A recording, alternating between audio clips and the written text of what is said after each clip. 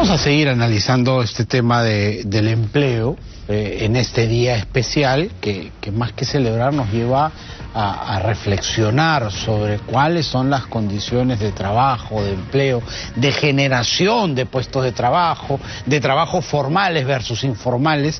Y para ello hemos invitado hoy a Paola Herrera, que es analista del Instituto Peruano de Economía, el IPE, que además estudia justamente todos los factores económicos y laborales en nuestro país y tiene las cifras muy claras. ¿Cómo estás, Paola? ¿Qué tal?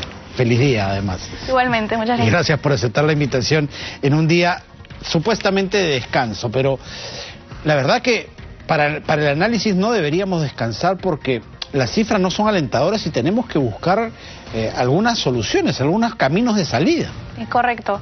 Venimos de un año, el 2023, que no solamente fue negativo para la economía en general, sino que esto golpeó directamente en el empleo y en los ingresos de las familias, ¿no?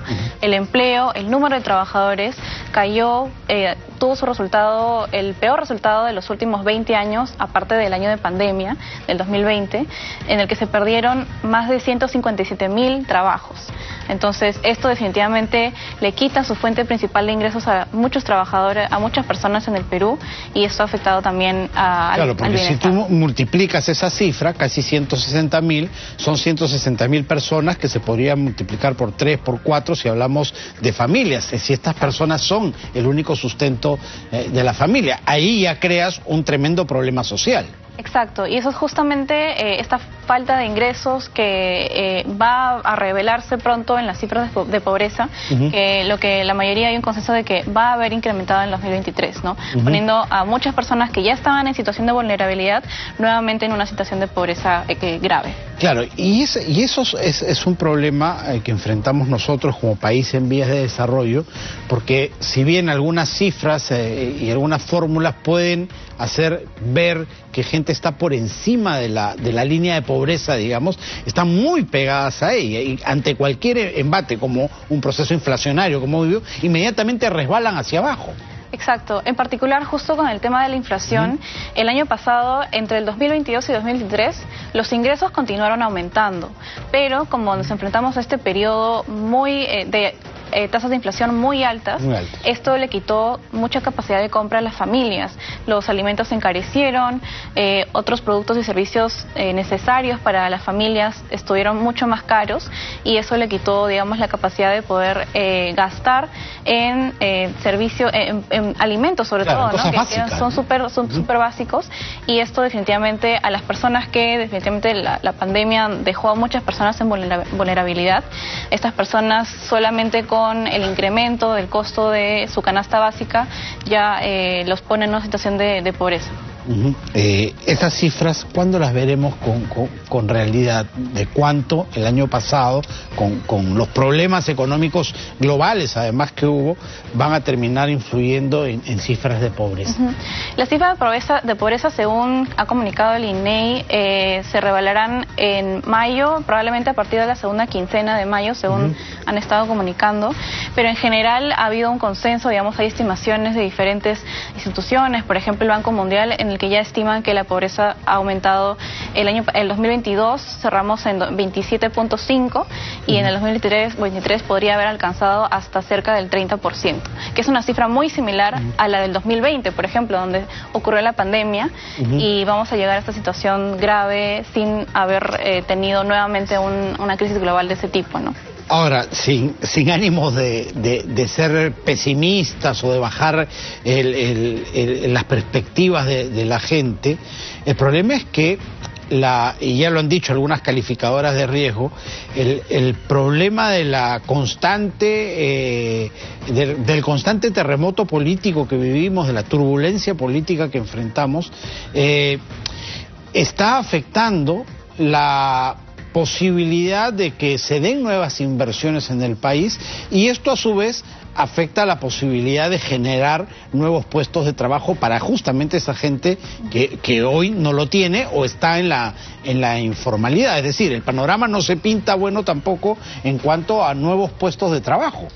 Sí, justamente el año pasado una de las principales razones por las que se perdieron empleos, por las que persiste la alta informalidad y el subempleo, fue la falta de inversiones, tanto del sector privado como público. Público principalmente que afectó en las regiones durante la falta, digamos, de inversión pública de los gobiernos regionales y municipalidades en su primer año de gobierno, ¿no? Que este año en realidad estaría cambiando. Igual con la inversión privada también esperamos para este año un rebote en el que se están todavía viendo ahora mejores expectativas para el despliegue de proyectos de inversión en el campo minero, en la agricultura, otros proyectos de infraestructura grandes que, digamos, para este año de 2024 pintan el panorama un poco más positivo que el año pasado. Ahora, en el caso, por ejemplo, también de la agricultura, el año pasado también los fenómenos climáticos afectaron mucho esta actividad en el norte, en la agroindustria, en la agroexportación, en la sierra centro y sur, en la agricultura familiar. Este año, si vemos que los fenómenos climáticos se vienen normalizando, debería haber una mejor situación para el empleo agrícola debido a la recuperación de la producción agrícola. Igualmente es importante recordar que esto no va a ser, digamos, necesario si es que no llegamos a esta situación de estabilidad política, de consensos entre el Ejecutivo y el Congreso en general, que regresen la confianza a los inversionistas, a los empresarios, no solo a los grandes, sino a los medianos, los pequeños, que quieren saber si es que es un tiempo óptimo para poder contratar trabajadores, para poder hacer más grande su empresa, comprar maquinaria en general. Es una condición necesaria tener esta estabilidad política para poder seguir avanzando y consolidar la recuperación económica del Perú. Sin tranquilidad el capital se espanta, pues, ¿no? Esperará tiempos mejores o mercados mejores para poner el dinero, ¿no? Pero con mercados más estables. Finalmente vivimos en un mundo globalizado donde todos competimos por atraer capitales. Si no les damos las condiciones, se van a otro lado, así de sencillo. Exacto, los grandes proyectos, digamos, mineros, grandes proyectos de infraestructura, si es que no damos la certeza de que tienen aquí un entorno, un ámbito óptimo para poder invertir, digamos, reglas estables, reglas claras y predecibles, los grandes inversionistas que son, digamos, los que traen capital, exacto, ¿no? Y que finalmente se refleja en una cantidad importante de empleos formales, que son los que nos importan, no los de calidad, los de buenos ingresos, sino digamos, aclaramos este panorama, pueden elegir, digamos, otros países para invertir. Por último, y antes que nos gane el tiempo, tenemos un minutito todavía, ¿cuál es la diferencia entre lo que ocurre en Lima y en ámbitos urbanos, costeros, y lo que ocurre en el resto del país? ¿Hay una diferencia marcada ahí? Sí, en las últimas cifras de empleo formal en particular, que se obtienen directamente de las planillas de las empresas, indican que en Lima el empleo formal ha estado teniendo un dinamismo mejor que en el resto de regiones. En general, igualmente, el empleo formal ha perdido mucho dinamismo. Entre enero y febrero de este año, del 2024, creció apenas 0,7%, menos de 1%. Y la diferencia entre Lima y regiones es que en Lima se crece un poco más, a 1,5% alrededor, y en regiones más bien ha estado cayendo. Y esto principalmente, según nosotros hemos analizado, respondería a la falta de empleo en sectores de construcción que están ligados a las obras de infraestructura pública, ¿no? Entonces, el lado positivo, como comentaba, es que a medida que se vaya recuperando esto, y estamos en el segundo año de autoridades locales, podría revertirse esta dinámica, y en general también el destrabe de proyectos grandes, como hemos venido escuchando de Chavimochic. Ayer se firmó Chavimochic. Exacto, eso debería poder mejorar un poco el panorama. Y en general también esta nueva situación de menor inflación que debería impulsar un poco más el consumo, el comercio, los servicios a nivel, digamos, nacional. Claro, y ahí hay varios escenarios, ¿no? Por ejemplo, costa versus Andes, versus Amazonía, ámbitos rurales versus urbanos. Las diferencias son mínimas. A veces los promedios engañan un poco, ¿no? Pero hay que ver cada sector para atacarlo directamente, ¿no? Correcto.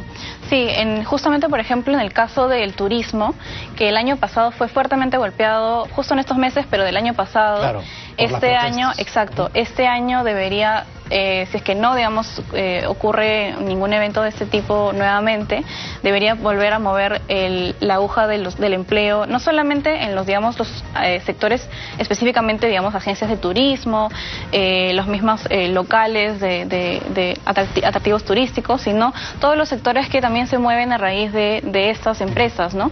Restaurantes, comercios, artesanías. Entonces eso afecta tanto al empleo urbano, digamos, en las ciudades principales turísticas, como también al rural, donde muchas veces hay también, digamos, hasta ahí llega el efecto, ¿no?, de la movilidad del turismo. Correcto. Muchísimas gracias, Paola, por haber estado aquí.